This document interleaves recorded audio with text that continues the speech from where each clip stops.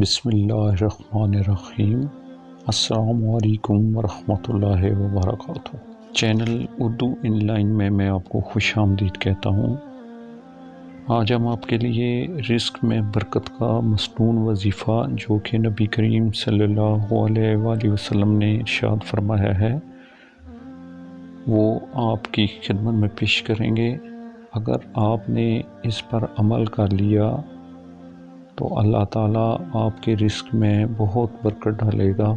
تو نبی کریم صلی اللہ علیہ وآلہ وسلم کا ارشاد سننے سے پہلے آپ سے درخواست ہے کہ اگر آپ چینل پر نئے ہیں تو چینل کو سبسکرائب کر دیں تاکہ ہماری ہر نئی آنے والی ویڈیو آپ تک پہنچ سکے۔